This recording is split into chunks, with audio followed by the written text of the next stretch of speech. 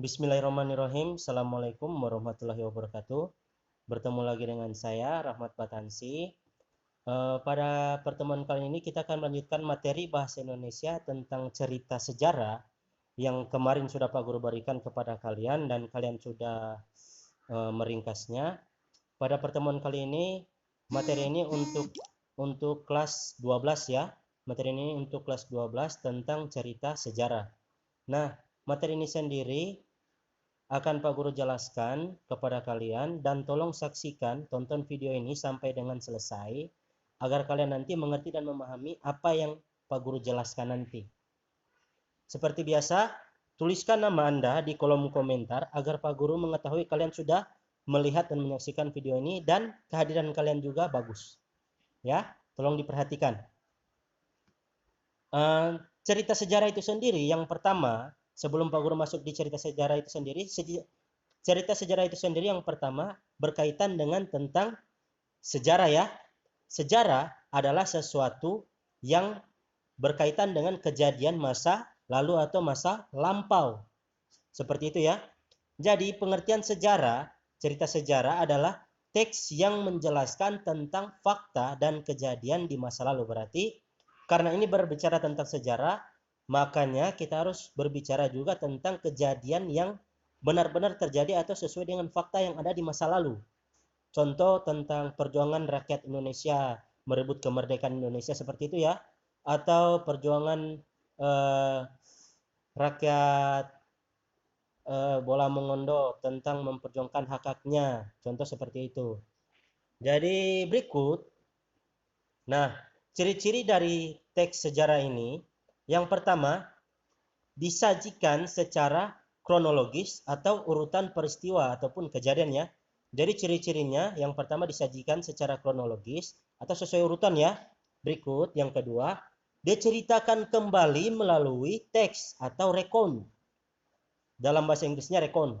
Jadi diceritakan kembali melalui teks ataupun recount atau diceritakan ulang ya.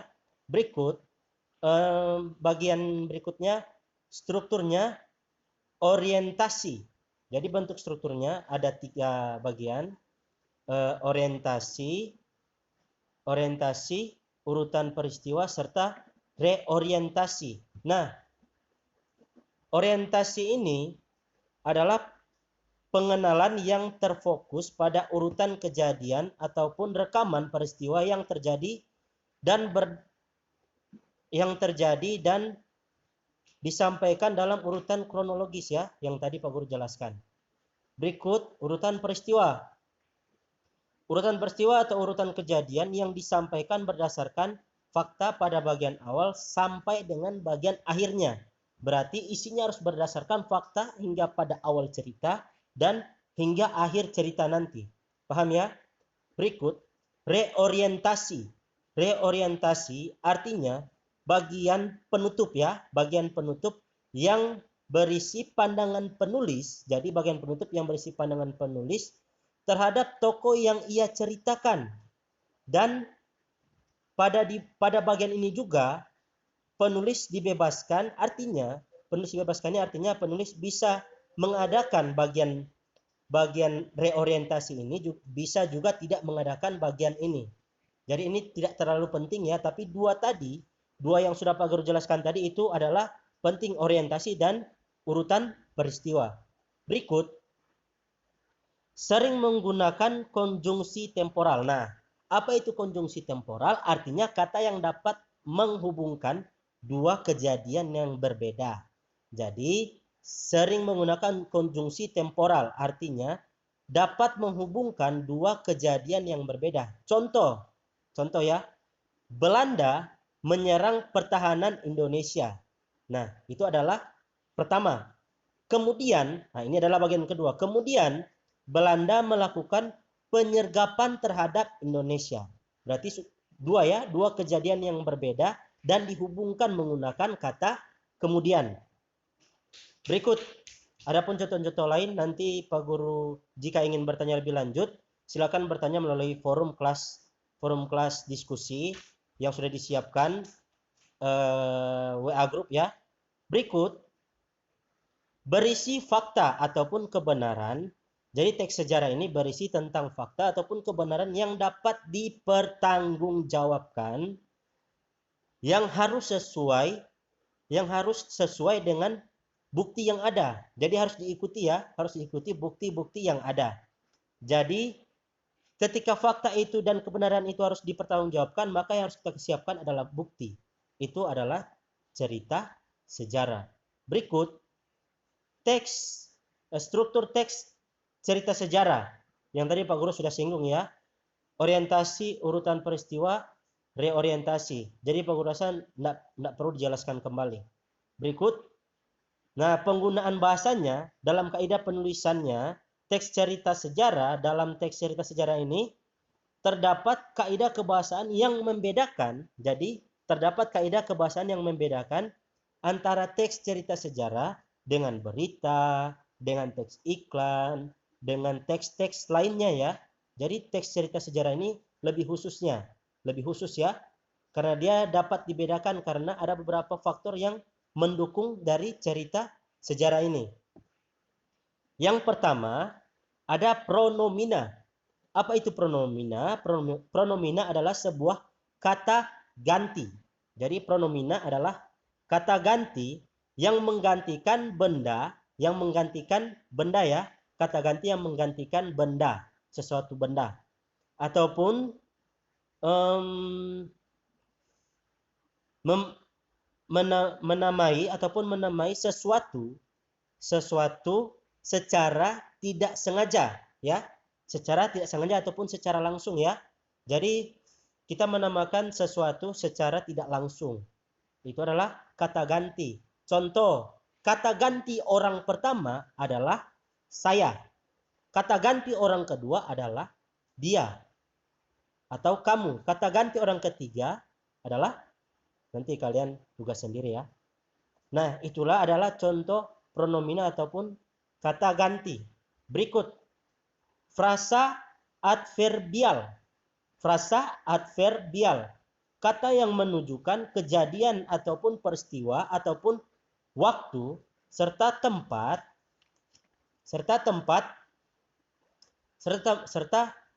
ya. Jadi menunjukkan waktu atau tempat tadi ya. Berikut, verbial material, kata yang berfungsi menunjukkan aktivitas yang dilakukan oleh partisipan, atau partisipan ini maksudnya seseorang ya. Partisipan ini maksudnya adalah seseorang. Jadi berfungsi sebagai menunjukkan aktivitas, contoh menyapu, memotong, menyuci, mengepel, menulis. Contoh seperti itu ya. Itu adalah verbial material, berarti kata yang menunjukkan seseorang atau partisipan sedang melakukan sebuah aktivitas. Berikut, konjungsi temporal. Konjungsi temporal atau kata sambung. Jadi konjungsi temporal ataupun kata sambung, ini kata sambung waktu ya. Konjungsi temporal ataupun kata sambung waktu.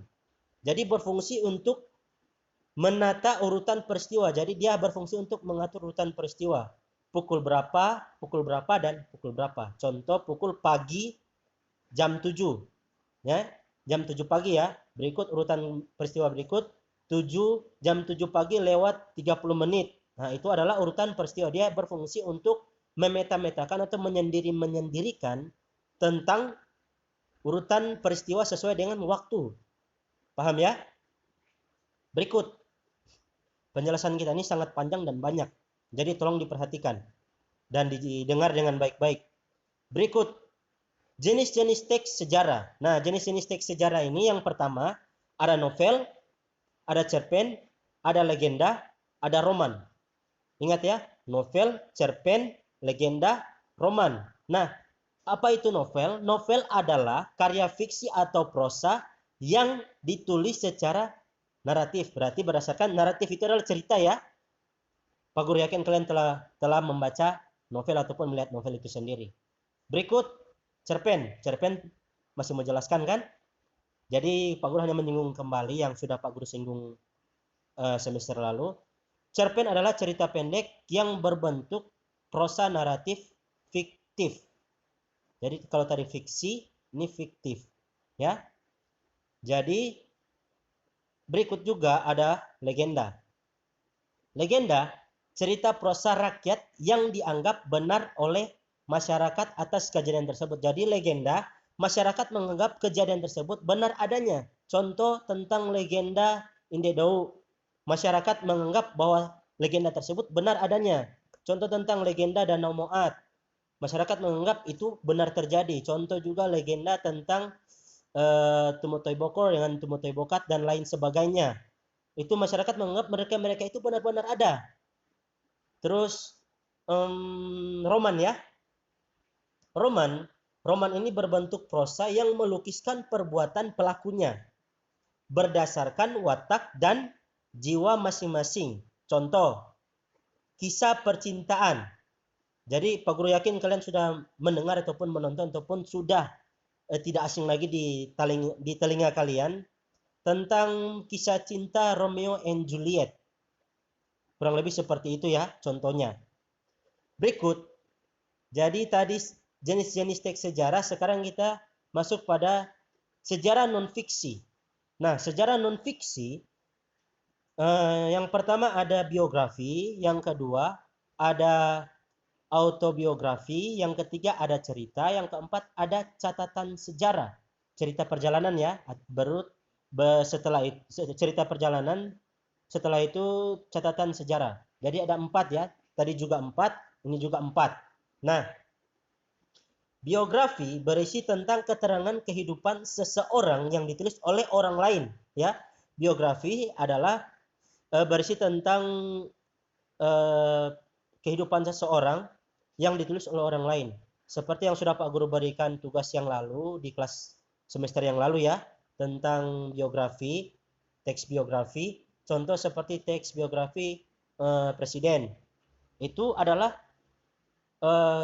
kehidupan presiden yang ditulis oleh orang lain, seperti B.J. Habibie yang sudah difilmkan. Ya, seperti B.J. Habibie yang sudah difilmkan. Almarhum B.J. Habibie. Berikut autobiografi. Kisah yang ditulis sendiri. Kisah yang ditulis sendiri. Contoh diari ataupun yang lainnya. Yang penting ditulis sendiri oleh diri sendiri. Itu adalah autobiografi. Artinya konsumsi pribadi bisa ataupun diceritakan seperti kisah Dilan kan? Kisah Dilan adalah cerita yang ditulis oleh orang itu sendiri yang mengalami dan diambil, diadopsi oleh orang lain, disalin ke novel dan difilmkan. Berikut, cerita perjalanan.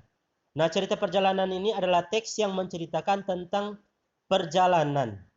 Jadi adalah cerita tentang teks yang mengisahkan tentang satu perjalanan. Contoh, karena kita umat muslim, Pak Guru memberikan contohnya kisah perjalanan para nabi yang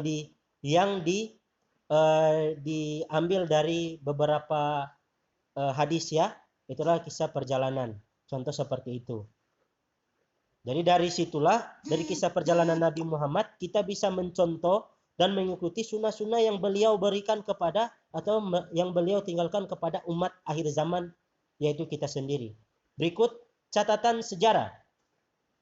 Catatan sejarah, teks yang berdasarkan pada fakta ataupun kejadian yang pernah terjadi di masa lampau yang dianggap memiliki nilai sejarah. Itu adalah catatan sejarah. Seperti ya hadis juga termasuk. Karena itu adalah satu catatan sejarah yang benar-benar adanya ya.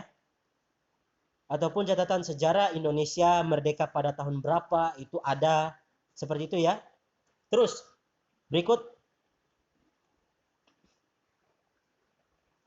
perbedaan ya. Kita masuk pada perbedaan sejarah fiksi dan perbedaan sejarah non fiksi. Nah, sejarah fiksi yang pertama, jelas ini berbeda ya. Yang pertama, sejarah fiksi itu jalan cerita disusun berdasarkan dunia nyata. Sejarah fiksi ya, jalan cerita disusun berdasarkan dunia nyata. Artinya dunia kita sekarang ini.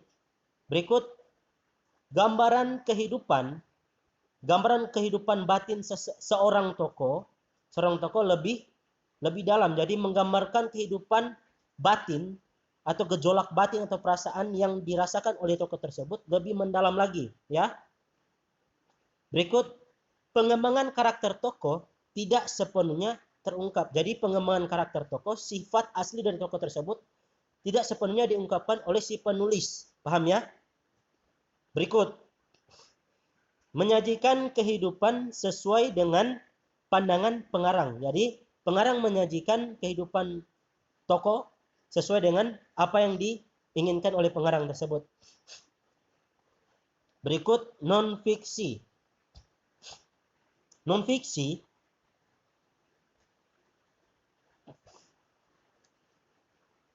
Non-fiksi yang pertama adalah tersusun oleh fakta yang objektif, ya. Jadi yang pertama tersusun oleh fakta yang objektif. Berikut, gambaran kehidupan tokoh ditulis lebih lengkap berdasarkan fakta. Kalau yang tadi gambaran kehidupan batin itu ditulis lebih mendalam ataupun tidak sepenuhnya terungkap. Di sini diungkapkan lebih ya, lebih lengkap berdasarkan fakta yang ada, ya. Berikut, menyajikan kehidupan sesuai data dan fakta yang ada ataupun yang ditemukan. Itu jadi menyajikan data ataupun fakta yang sesuai dengan hal yang ditemukan oleh si penulis. Jadi kesimpulannya dari awal sampai tadi yang Pak Guru jelaskan, kesimpulannya bahwa teks cerita sejarah menjelaskan dan menceritakan fakta dan kejadian masa lampau. Jadi teks cerita sejarah menceritakan fakta dan kejadian masa lampau, kemudian menjadi sumber nilai sejarah, ya. Kemudian menjadi sumber nilai sejarah. Akan tetapi dalam pembuatan teks sejarah tersebut, kita harus memperhatikan strukturnya, ciri-cirinya, dan kaidah kebahasaannya. 3 hal ini tidak boleh kita tinggalkan, ya, dalam menulis teks cerita sejarah apabila nanti kita ingin mempublikasikan teks cerita sejarah yang berkaitan dengan daerah kita ataupun sesuatu dan lain halnya. Berikut kita masuk pada materi, ya. Materi intinya tentang sejarah novel ataupun novel sejarah, ya. Novel sejarah adalah novel yang di dalamnya menjelaskan dan menceritakan tentang fakta kejadian yang menjadi asal muasal ataupun yang menjadi latar belakang terjadinya suatu kejadian yang memiliki nilai sejarah. Itu adalah novel sejarah, ya. Berikut, novel sejarah dapat diartikan sebagai novel ulang. Yang tadi Pak Guru sudah jelaskan, ya, novel ulang ataupun rekon, ya.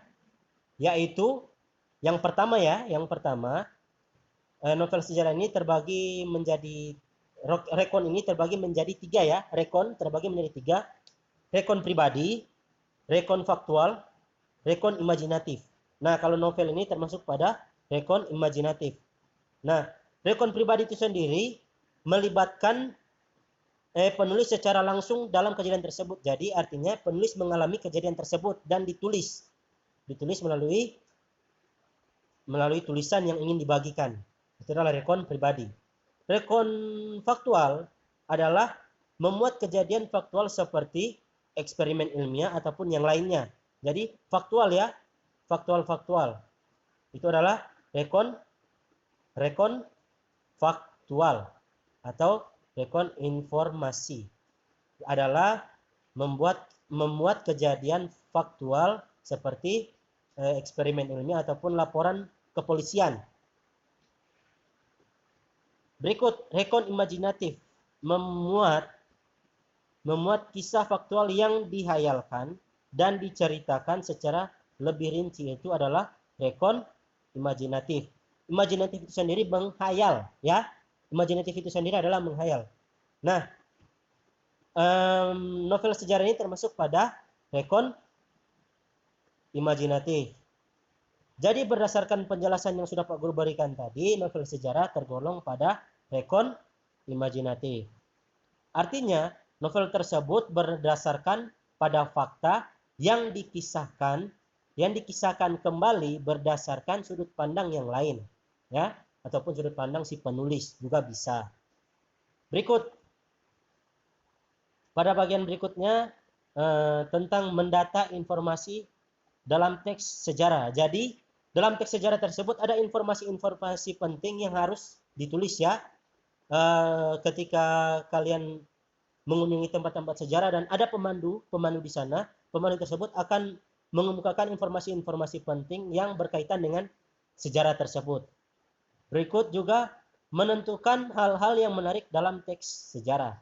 Nah, pada teks sejarah seperti sejarah bola mengondo, nanti jika kalian penasaran dengan sejarah bola mengondo, silakan kalian search di Google. Sejarah bola mengondo itu ditulis oleh orang Belanda ya, bukan oleh orang Indonesia, tapi orang Belanda. Kalau tidak salah namanya siapa ya? Nanti cari saja sendiri. Pak Guru lupa namanya. Yang jelas penulis tersebut adalah berasal dari negara Belanda. Jadi bukan orang Mengondo yang tulis, orang Belanda yang tulis tentang sejarah bola Mengondo itu sendiri. Setelah kita menentukan hal-hal menarik dalam teks sejarah, jadi maksudnya kita menentukan hal-hal yang kita anggap menarik dalam teks sejarah itu sendiri. Contoh kalau dalam teks sejarah perjuangan atau pergerakan Indonesia itu merebut kemerdekaan, itu adalah hal yang menarik ya, dan lain sebagainya. Berikut, mengidentifikasi struktur teks cerita. Mengidentifikasi struktur teks cerita sejarah. Berikut, yang pertama dalam mengidentifikasinya adalah yang harus kita lakukan. Yang pertama langkahnya pengenalan ataupun pengenalan situasi cerita ya. Pengenalan situasi cerita dalam hal ini pengarang memperkenalkan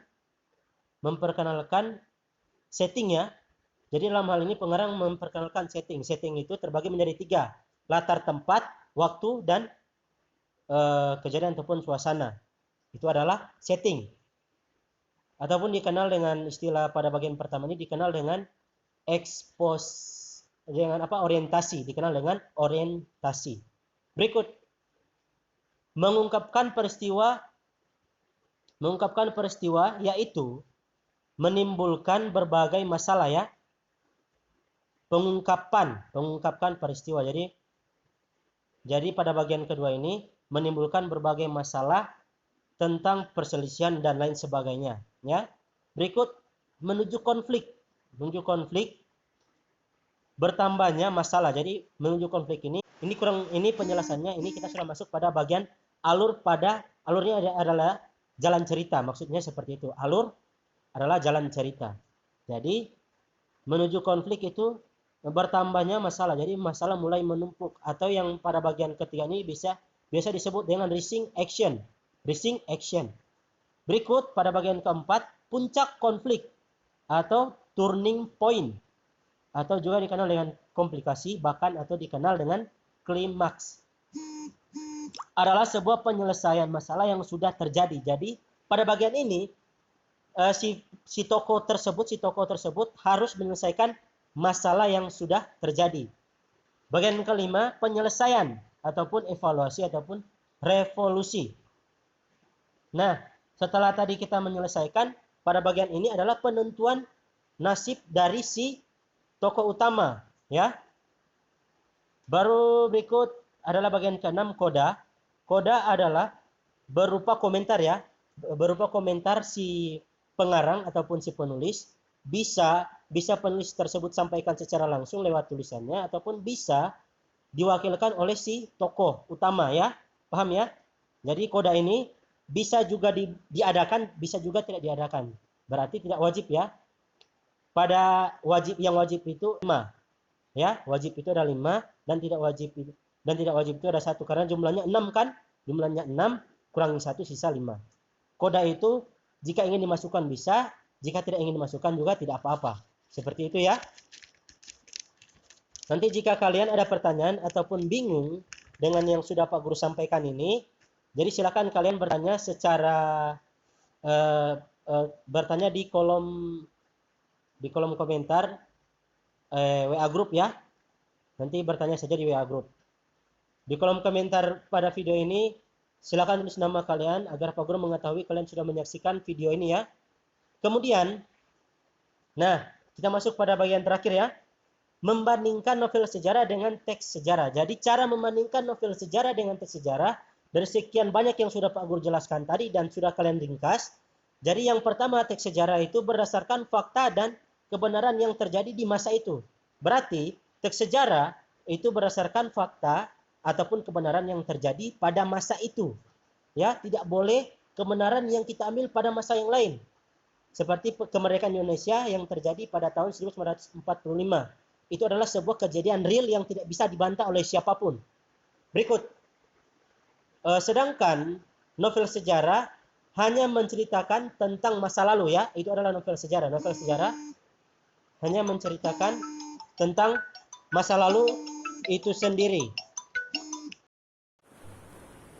Sekian yang dapat Pak Guru sampaikan. Semoga apa yang Pak Guru sampaikan bermanfaat untuk kalian. Jangan lupa like video ini. Jika ingin kalian bagikan, silakan bagikan di tempat lain. Membagikan sesuatu yang bermanfaat itu lebih baik ketimbang membagikan yang tidak bermanfaat. Bagi yang belum like, silakan like dan subscribe, jangan lupa. Demikian. Dan sebelum Pak Guru akhiri, jangan lupa tuliskan nama kalian di kolom komentar agar Pak Guru mengetahui apa yang kalian sudah menonton video ini sampai dengan selesai. Berikut tugas melalui Classroom. Jadi tugasnya hanya mudah saja. Kalian harus membuat 3 soal, 3 pertanyaan dan dijawab sendiri dari yang Pak Guru jelaskan tadi. Ya, kalian membuat 3 soal dan kalian jawab sendiri dari yang sudah Pak Guru jelaskan dari awal sampai dengan selesai. Ingat ya, jangan mengambil dari internet. Harus sesuai dengan apa yang Pak Guru jelaskan. Dan kalian juga Pak Guru minta untuk membuat teks sejarah. Untuk membuat teks sejarah yang berdasarkan yang kalian tahu tentang bola mengondo. Ya, sejarah bola mengondo yang kalian tahu. Kalau untuk sejarah bola mengondo silakan dilihat di internet. Tapi itu hanya merupakan referensi. Untuk lebih jelas dan lengkapnya, kalian tanya-tanya saja sama orang tua kalian. Terima kasih. Sekian, wabillahi taufiq hidayah. Wassalamualaikum warahmatullahi wabarakatuh.